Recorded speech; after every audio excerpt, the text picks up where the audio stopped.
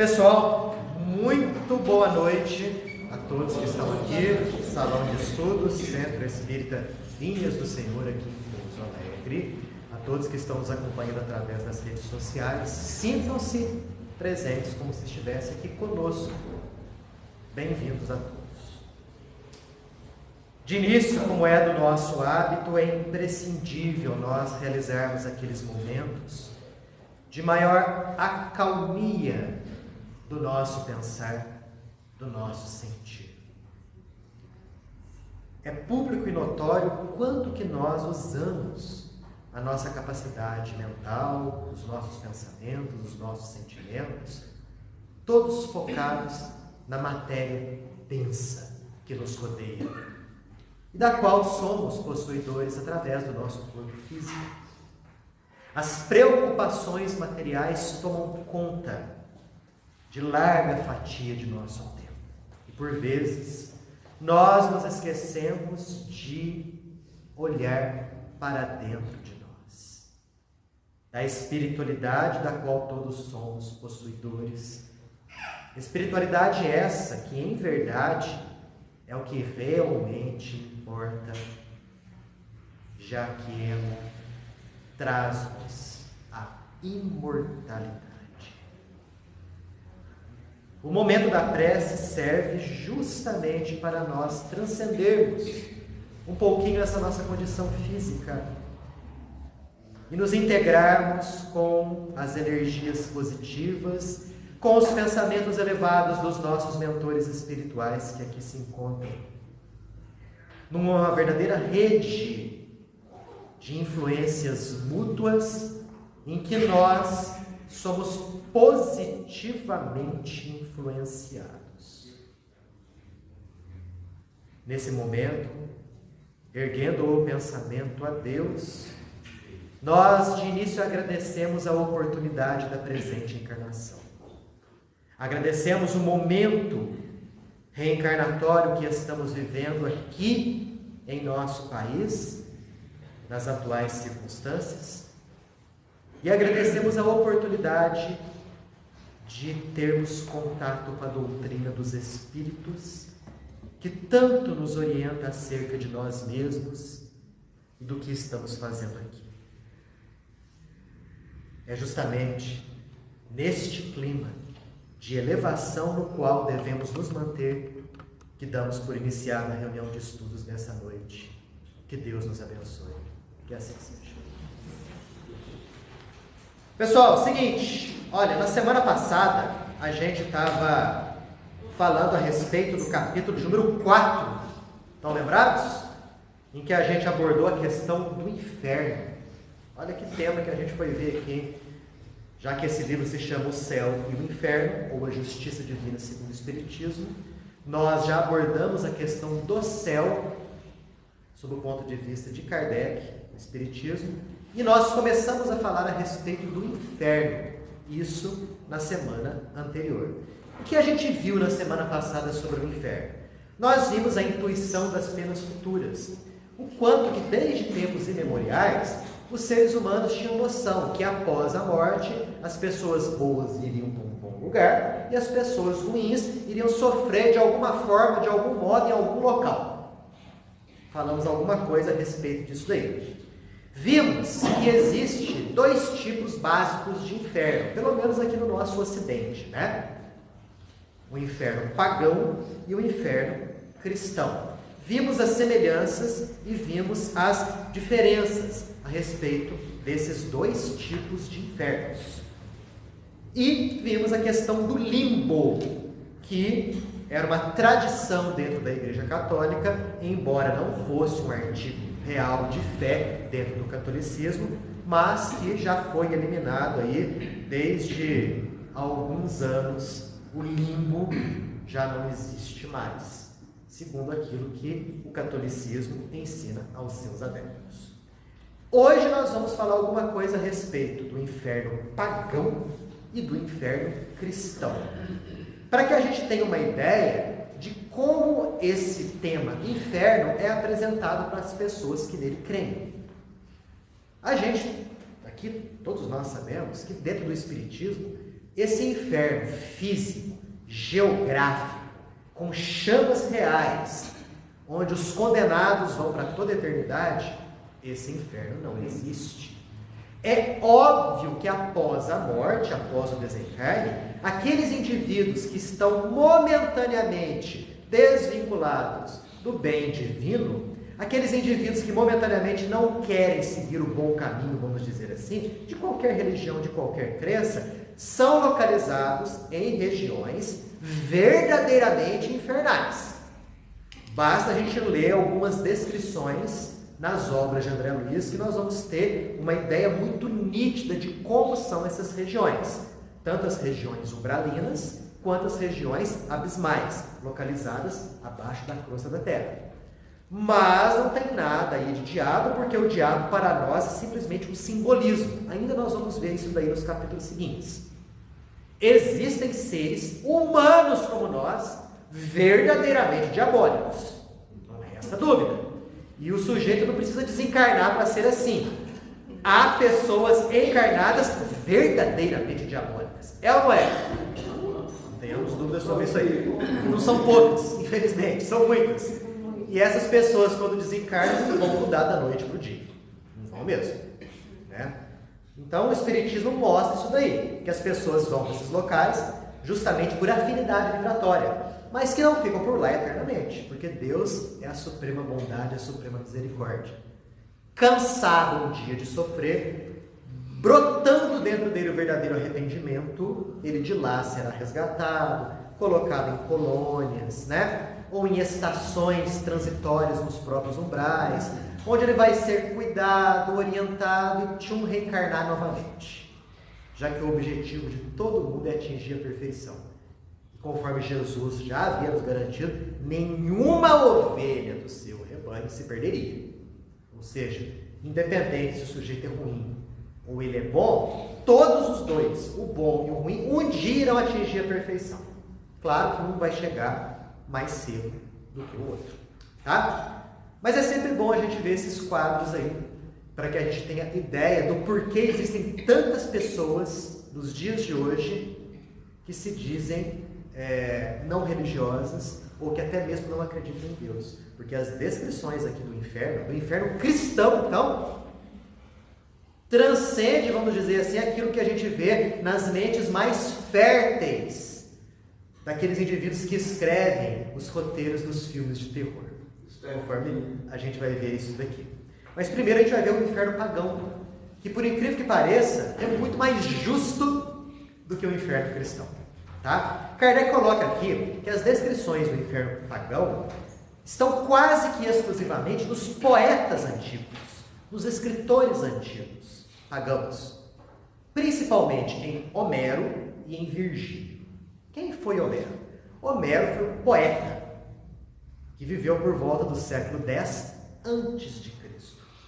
Ele escreveu a Ilíada, que relata aí a respeito da guerra de Troia, e ele escreveu também a Odisseia, que fala a respeito da volta do herói da guerra de Troia, Ulisses, para sua cidade natal. A guerra de Troia durou 10 anos, e Ulisses levou 10 anos para sair de lá e voltar para casa. Eu acho que ele não queria muito voltar para casa não, porque ele levou 10 anos para voltar. Lá naquela região é tudo muito pertinho, se ele tivesse ido a pé, talvez tivesse chegado em menos tempo.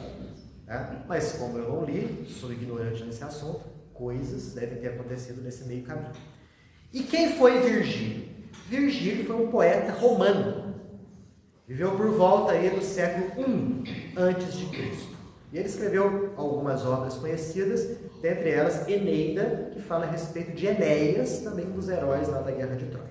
Bom, por que Kardec cita esses dois? Porque esses dois falam muito do inferno pagão. Só que Kardec não se baseia tanto neles, porque a linguagem deles é uma linguagem poética e muito simbólica. Kardec se baseia, para descrever aqui o inferno pagão, de uma obra chamada Telêmaco. Essa obra foi escrita por um teólogo francês. Alguns falam que ele foi bispo, outros falam que ele foi arcebispo, mas foi um indivíduo extremamente culto, à frente da sua época, com ideias liberais a respeito de política e educação, bateu de frente com o Estado francês muitas vezes, bateu de frente com o conservadorismo católico muitas vezes. Ele se chamava Fénelon. Inclusive, Fénelon, desencarnado, contribuiu muito para as obras básicas ali de Allan Kardec. Existem textos, né, de autoria de Fénelon. Fénelon escreveu essa obra, Telêmaco. Para quem que ele escreveu? Naquele contexto lá, Fénelon, ele era preceptor do Duque de Borgonha, que era neto do rei Luís XIV. Ele iria assumir o trono, descendente direto ali, iria assumir o trono caso o rei morresse. Sinceramente, não sei se ele chegou a assumir o trono, não cheguei a pesquisar.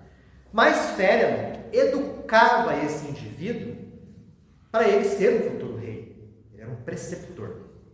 E ele fazia isso muito através de fábulas e lendas. Então ele escreve, olha só o gabarito do sujeito. Ele escreveu um livro chamado Telêmaco para orientar o seu pupilo, para tirar dele as más tendências, para que ele pudesse ali, né, ser no futuro um bom rei.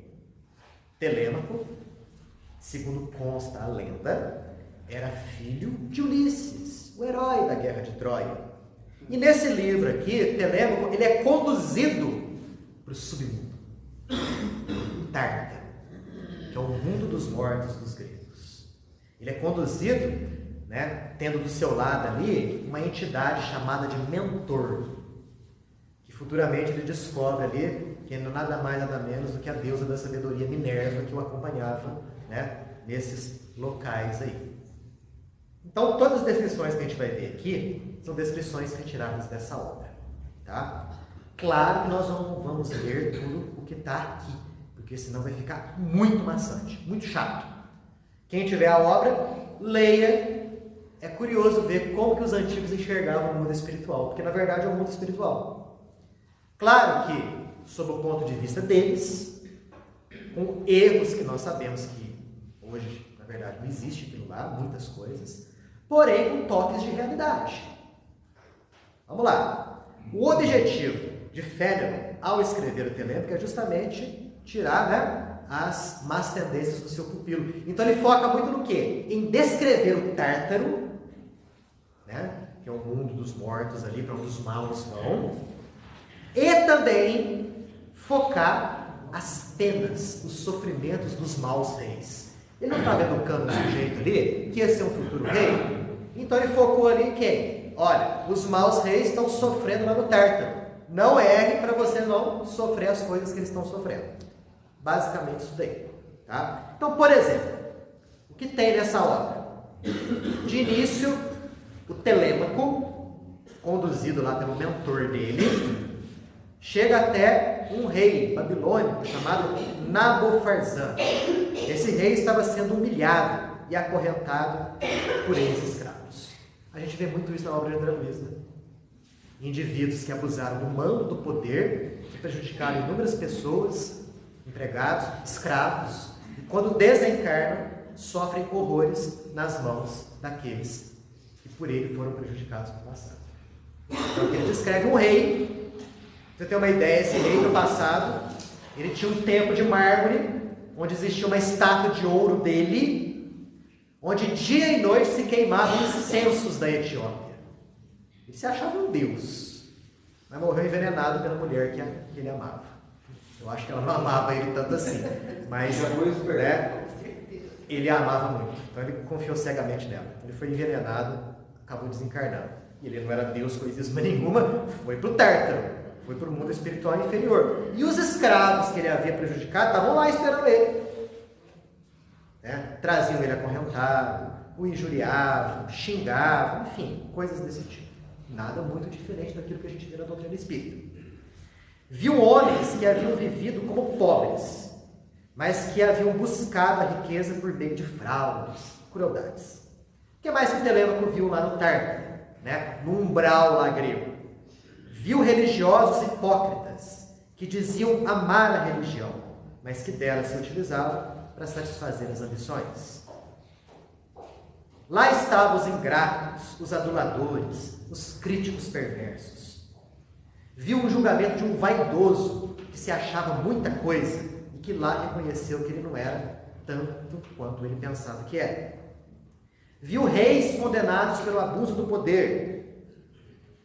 Viu reis, né, que haviam negligenciado seus deveres para com o povo, e outros que por fraqueza haviam permitido inúmeros males em seu nome.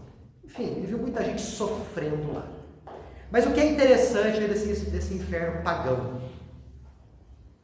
Todo indivíduo que morria ia para o reino de Hades, que é esse submundo. Fazendo um paralelo, todos nós, quando desencarnamos, vamos para o mundo espiritual. Lá nesse reino, haviam 3 juízes que julgavam aquela alma. E o julgamento era inapelável, não tinha volta. Se o sujeito fosse culpado, ele era colocado no tártaro para o resto da eternidade. Com um detalhe: as penas eram proporcionais à culpa. Então haviam indivíduos ali que eram condenados a penas mais brandas, porque as culpas eram pequenas.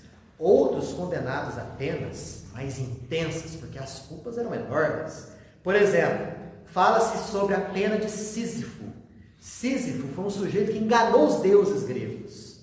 Quando ele morreu, aliás, ele chegou a enganar a morte 2 vezes. Mas quando ele morreu, de velhice, qual que foi vamos dizer assim, a pena dele? Ele tinha que pegar uma esfera de mármore e rolar essa esfera de mármore até o topo de uma montanha. Essa era a pena dele.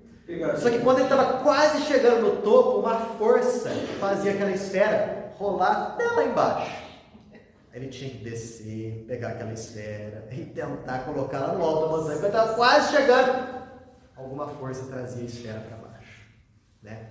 A gente vê o quê? Um simbolismo aí daquele indivíduo, né, que está passando por uma situação complicada, difícil, que parece que nunca vai se resolver. E é justamente essa a sensação daqueles que estão sofrendo nos umbrais. A ideia deles é que aquele sofrimento é eterno, que eles nunca vão sair de lá, que as penas deles, né, não tem volta, não tem remissão. Então as penas eram proporcionais, caso o sujeito fosse declarado culpado. Se ele fosse uma alma boa, ele não era colocado no tártaro, ele era colocado no local do lado do tártaro, mas ainda no mundo inferior, os chamados campos elíseos, locais de tranquilidade, de paz, de sossego, mais ou menos semelhante às nossas colônias espirituais, né?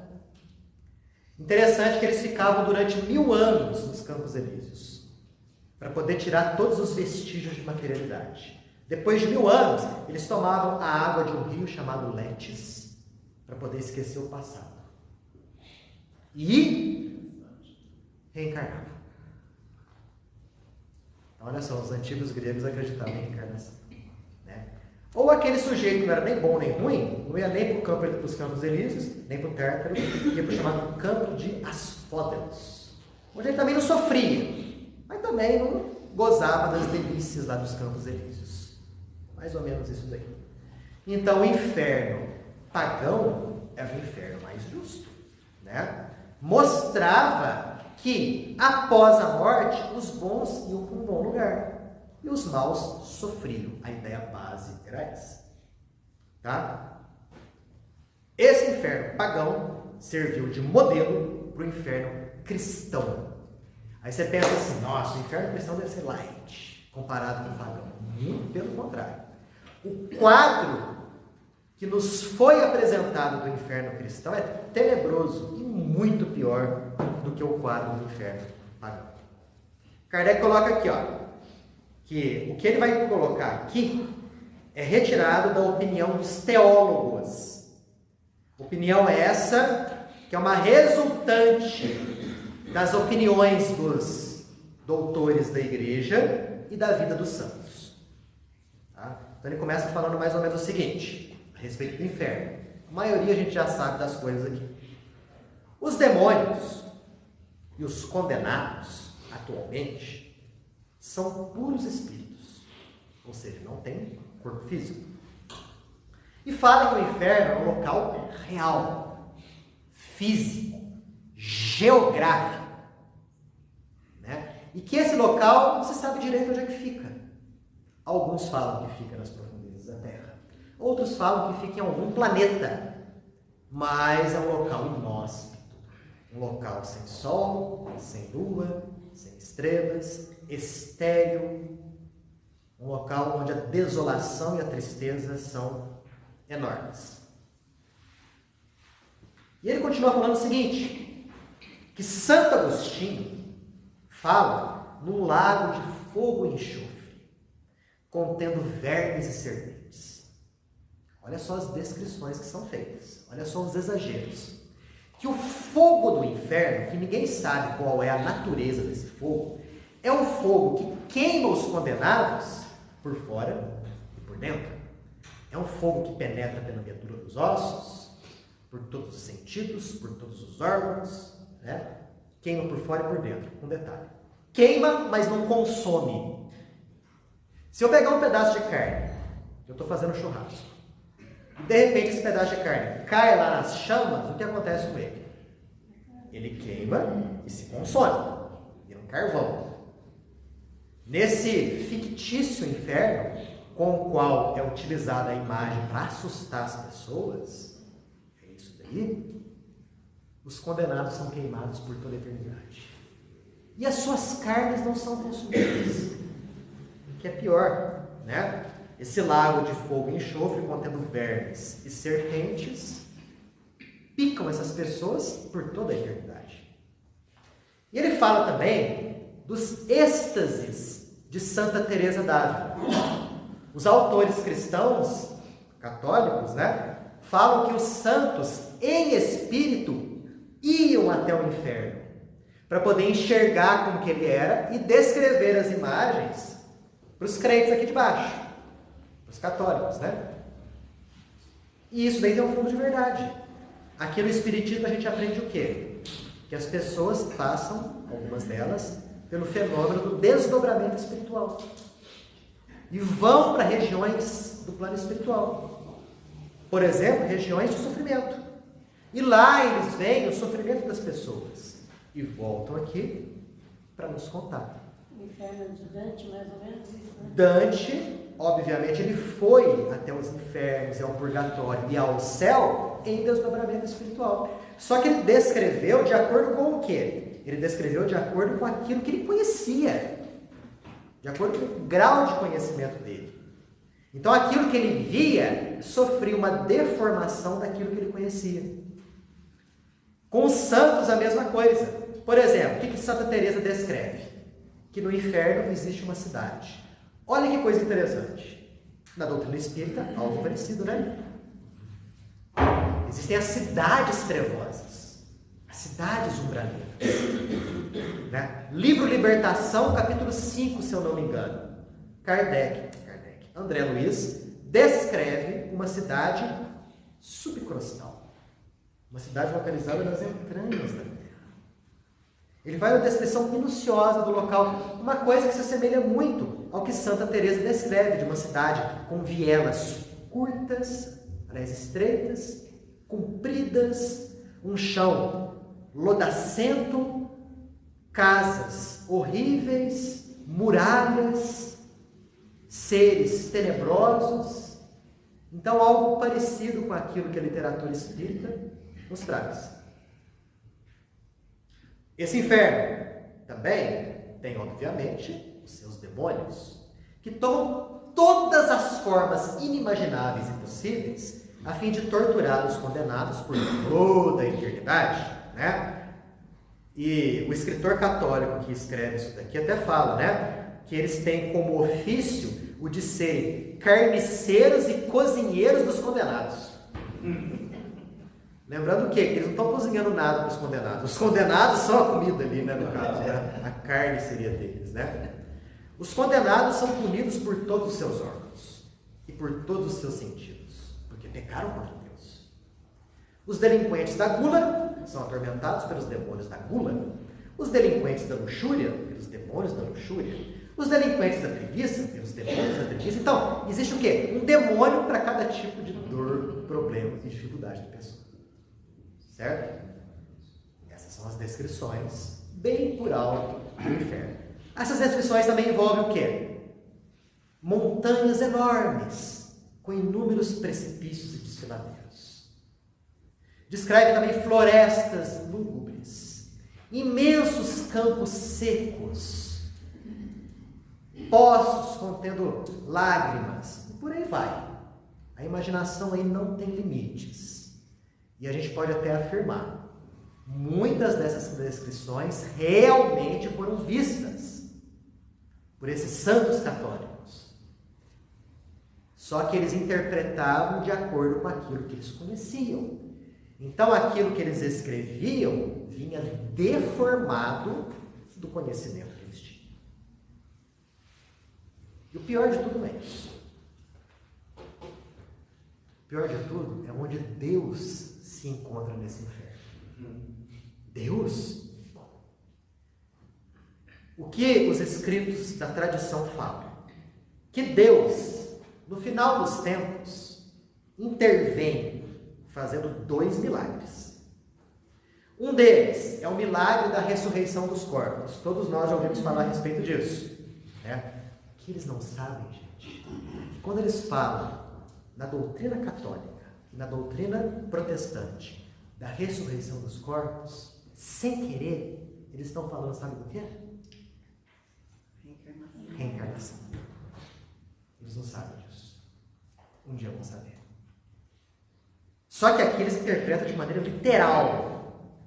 O que eles falam? Que no juízo final, que é o momento que antecede o fim do mundo, todos os mortos voltarão com o corpo que tinham ao morrerem. Os justos terão esse corpo, glorificado, em luz. Enquanto que os condenados, esse corpo vai ser exatamente igual ao corpo que eles tinham quando eles baixaram na tumba. Se eles tinham alguma deformidade, ressuscitar com o corpo deformado. Se eles tinham alguma doença, ressuscitar com a doença. Se morreram numa idade muitíssimo avançada, dessa maneira. E por aí vai. Então Deus faria esse primeiro milagre. O segundo milagre, Deus daria a esses corpos físicos a imortalidade. É aqui que entra, com todo respeito, aqueles que acreditam nisso, o absurdo da ideia. Com essa imortalidade, Deus junta aos tormentos espirituais dos condenados, que é a consciência de culpa, junta os tormentos físicos, tornando Ele, Deus, um dos algozes do inferno. Pois é pela sua vontade que Deus mantém as torturas por toda a eternidade. Gente do céu. Por isso que inúmeras pessoas, lendo esse tipo de coisa, deixam de acreditar em Deus.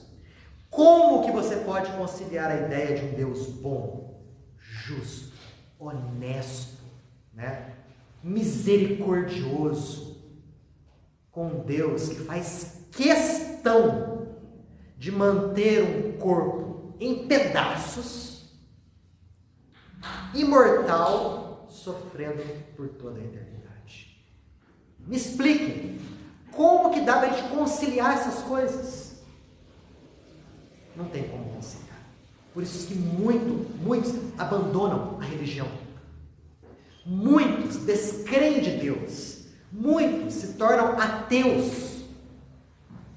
Porque pensam, porque falam, não existe como a gente ter um Deus bom, justo e honesto, sendo que Ele faz questão de estender a sua ira por toda a eternidade. Complicado entender isso, né, gente? Não tem como. Por que havia essas descrições do inferno, então? Na maioria dos casos, para atemorizar. Dá medo. Porque através do medo se mantinha o rebanho ali, juntos. É ou não é? É.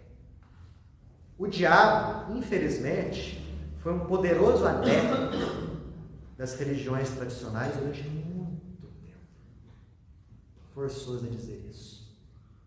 Ah, Daniel, mas essa é a ideia de teólogos medievais. Na época de Kardec tinha essa ideia. ainda estava em voga.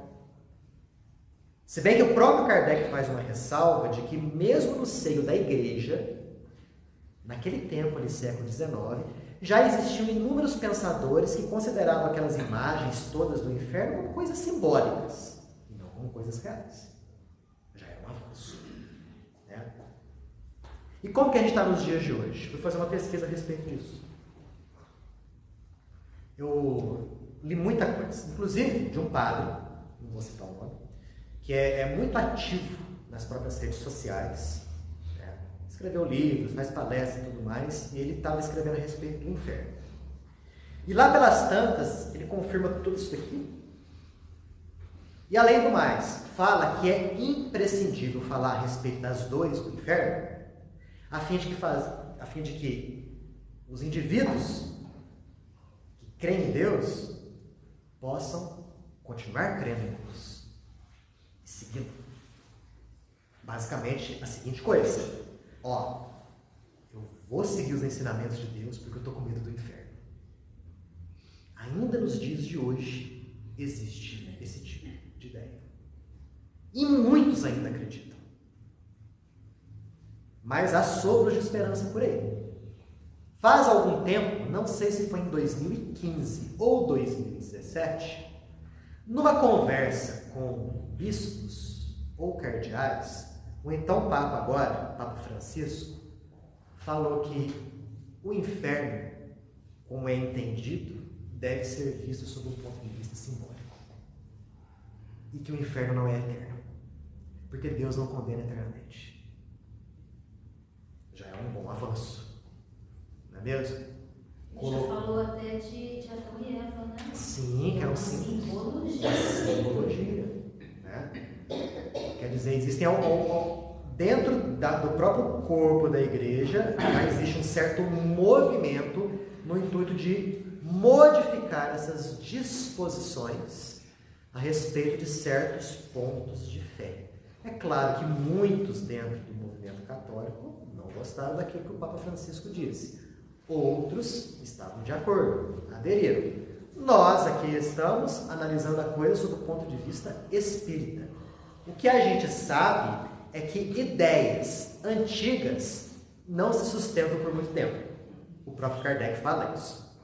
Que com o próprio progresso da ciência, com o próprio desenvolver das ideias humanas, aqueles conhecimentos mais antigos vão sendo deixados de lado, vão sendo demolidos, e surgirão conhecimentos novos, que é o que a gente tem em mãos nos dias de hoje. Sobre tudo isso daqui, alguém quer fazer alguma pergunta, comentário? Fala. Comentário. Causas finitas não podem ter efeitos infinitos. Kardec fala isso daí. Imaginemos só, quantas vezes nós erramos por ignorância. E Deus vai nos punir por toda a eternidade por um erro oriundo da ignorância, nem que seja um erro oriundo da maldade. Não é? Quer dizer, você erra durante um número finito de anos para sofrer por toda a eternidade. E mais, Deus faz questão de manter as chamas do inferno ligadas, acesas lá. Né? Porque segundo aquilo que a gente leu, Ele, Deus, é um dos algozes do inferno. Gente, mas peraí, para que o capeta então? Se o próprio Deus faz isso, para que o diabo? O diabo não teria razão de ser. Não teria razão de existir. Fala. Por várias vezes ele cita que de onde ele estava tirando essa visão católica do inferno, do céu. Eu esqueci o nome um documento da igreja, escrito pelo bispo da época. Sim. Né? E esse tipo de documento ele não relata, mas provavelmente esses bispos leram o material depois que ele foi publicado. Uhum. E aí, o que será que aconteceu? O material foi publicado por Kardec. Kardec. Eles leram isso depois. Sem sombra de dúvida, Kardec foi muito perseguido. A gente vê isso acontecendo hoje também. Então, exato. E os verificadores da época. Exatamente. Não, calma. Perseguiram muito ele. Aliás, Kardec começou realmente a ser perseguido com mais vigor quando ele lançou o Evangelho segundo o Espiritismo. Quando ele lançou o Livro dos Espíritos, né, o Livro dos Médicos, houve um certo rebuliço, sabe? Armou-se muita coisa, foi caluniado, xingado, vilipendiado, traído, etc. Mas quando ele lançou o Evangelho segundo o Espiritismo, né, quando ele coloca os ensinamentos de Jesus como prisma espírita, nossa, aí a perseguição retornou. E com o lançamento do céu e do inferno, podemos ter certeza que deu vaso a mais perseguições. Não tenhamos dúvidas sobre isso daí. O documento é esse daqui, ó. Essas citações foram tiradas da obra intitulada O Inferno, por Auguste Calais. Né? Que é mesmo como se fosse um compêndio de todas aquelas citações antigas dos santos da Igreja Católica a respeito do inferno e dos doutores da Igreja a respeito do inferno. Ele fez um apanhado geral ali, escreveu essa obra O Inferno, é de lá que Kardec tira todas essas citações. Né? Vem dali mesmo. E aí, dúvidas, comentários, perguntas, Daniel, considerações? Fala. Diz um pesquisador e filósofo, o Anton Lavey, que o diabo, o demônio, foi o maior aliado da Igreja Católica, porque graças a ele a Igreja conseguia domesticar todos os seus fiéis e colocou medo. E todo mundo doava dinheiro, fortunas, graças a esse medo. Justamente para poder escapar do inferno. Justamente. A gente fala isso aqui no meio espírita, porque é um fato, isso daí. E obviamente a gente busca abordar tudo isso daqui sob a ótica espírita, respeitando as crenças daqueles que ainda acreditam nisso daí. Porque se eles ainda acreditam nisso daí, maravilha, nós não temos que interferir. Perfeito. Né? Chegará um tempo em que eles vão desconsiderar tais coisas. Mas que a gente tem que tratar com respeito as pessoas que ainda pensam assim. Não tenhamos a menor dúvida, mas aquilo que você falou é um fato. O medo foi e ainda é um poderoso aliado. Porque as pessoas, ao invés de seguirem Deus com base nos ensinamentos dele, né, a fim de melhorarem, progredirem, crescerem, eles buscam seguir a Deus por meio do inferno. Aí eu pergunto, é mais ou menos a mesma coisa. Quando uma criancinha quer fazer alguma traquinagem, você fala o seguinte, ó, se você fizer isso, o bicho papão vai te pegar. Ela já fica assim, né? Não vou fazer isso porque senão o bicho papão vai te pegar. Só que aquela criança cresce. Ela cresce. Ela cresce e ela vai continuar a acreditar no bicho papão? Cadê o medo para poder puxar aquela criança? Não existe mais. Então, por isso que a gente vê nos dias de hoje uma multidão inumerável de pessoas cada vez mais abandonando as elites religiosas. A gente percebe isso particularmente na Europa. O quanto que a questão religião na Europa está decaindo. As igrejas lá estão sendo desativadas. É fato. Por quê? Não são apresentadas para essas pessoas uma crença religiosa para e passo com a ciência, de acordo com o desenvolvimento intelectual que a época exige. Adriano mostrou um vídeo de uma igreja na Europa, no Chile, de uma igreja no Chile, que virou bares e restaurantes. Então, assim, A pessoa estava filmando e criticando. Tem do lado de cá, você pode beber drinks no altar, do lado de cá, do lado esquerdo também, mas só restaurantes, bares, dentro da igreja. E é uma tendência. E olha aqui, na América Latina, né? E aqui a religiosidade é uma coisa mais entranhada, mais profunda, né? Imagina nos países do hemisfério norte. Isso é triste a gente ver isso, né? O ideal seria abrir mais templos religiosos, para que as pessoas se identificassem cada vez mais com a religião. E, em verdade, está acontecendo um movimento contrário. Daniel, isso não pode ser para eles, vamos dizer, para a cúpula, né? Tanto da Igreja Católica quanto os evangélicos, quem tem um pouquinho mais de discernimento, né? de leitura, de estudo, né? Essa percepção que você não pode ir contra a lógica, né? O que é ciência, o que é, né? Que tem nexo, né? Eu tenho certeza que eles sabem disso. Tenho certeza que os grandes pensadores desses movimentos religiosos sabem disso. Só que se eles derem esse passo, todo o edifício teológico desmorona, como um castelo de cartas. Se, por exemplo, eles aceitarem a reencarnação, aonde fica a questão do pecado original? Porque o pecado original é a base de todos os dogmas. Não tendo pecado original, porque existe a reencarnação, aonde que vai o batismo? Não é? E todas as demais metodologias oriundas desse sistema deixam de ter razão de ser. O próprio dogmatismo religioso cai, se desmorona. Então eles sabem que se der esse passo, eles sofrem. Mas muitos deles hoje já sabem disso, conhecem e simplesmente não podem dar esse passo. Exatamente. Eles não querem dar esse passo. Mas querem, não podem, porque eles estão dentro do esquema. Mas as coisas estão evoluindo. Né? E Kardec fala que se a gente não decidir progredir, o carro do progresso nos atropela. E é o que está acontecendo. Né? Essa fuga em massa das religiões é o quê? É oriundo disso. Da não adequação dos dogmas antiquíssimos com o pensamento moderno. Se a ciência fala que o nosso planeta foi criado há quase 5 bi de anos atrás, como que eu posso confrontar esse pensamento com o pensamento que fala que a Terra foi criada, tirada do nada, 6.000 anos atrás? Como consta na Bíblia. São duas coisas bem diferentes. Eu acredito nas duas. Você não pode acreditar nas duas.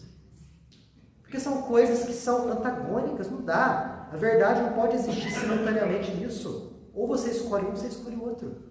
Então, por isso que muitos que pensam, deixam de crer.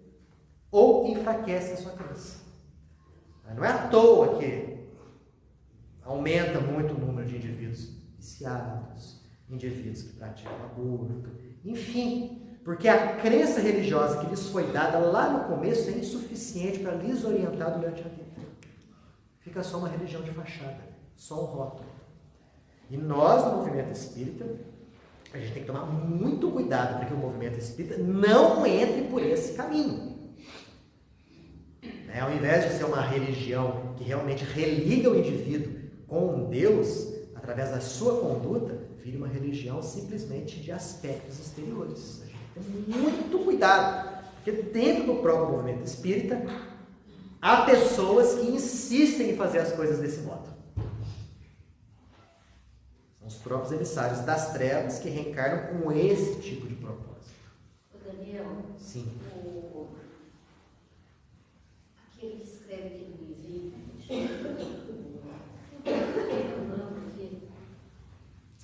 do Minutos de Sabedoria? Como é que chama aquele que ele era... Pastoreiro. Não. Oh, meu Deus, eu vou falar assim mesmo. Tá. Ele diz que precisa se ter muito cuidado, porque está havendo, ele já desencarnou, muito enxerto dentro da doutrina, muito enxerto. Então, ele fala que a doutrina é de uma coisa tão grande que nada se pode acrescentar e nem tirar. Nossa, eu esqueci o nome do mas é isso, ele nunca concordou com isso. Ele era defensor mesmo do espiritismo e ele disse que a doutrina precisa tomar cuidado, os centros espíritas tomam cuidado com o enxerto dentro da doutrina, colocando e tirando. Exato, os modismos, né? Os modismos. Esse é o famoso espiritismo à moda da casa. Isso daí a gente tem que combater muito. E a gente combate isso como? Estudando Kardec. Porque Kardec é sempre a nossa referência. Aquilo que está dentro de Kardec é aquilo que a doutrina espírita... José Herculano. O Herculano. O Herculano é fantástico. O Emmanuel falava que ele era a régua que melhor mediu Kardec. Então aquilo que o Herculano fala, é fantástico. Certinho, gente? Saímos do céu e fomos para o inferno. Agora a gente vai para o purgatório. Tá? Semana que vem, vamos falar a respeito do purgatório. O que a doutrina espírita entende desse estado aí transitório, né? Não é nem céu e nem inferno. Agradecidos estamos por esse momento de aprendizado. Vamos pedir a nosso Pai que fortaleça a nossa vontade em crescer e progredir cada vez mais. Já que somos os artífices de nosso próprio destino, que a nossa vontade possa ser usada para moldarmos a nossa existência naquilo que é o melhor possível. É evidente que nós não iremos atingir a angelitude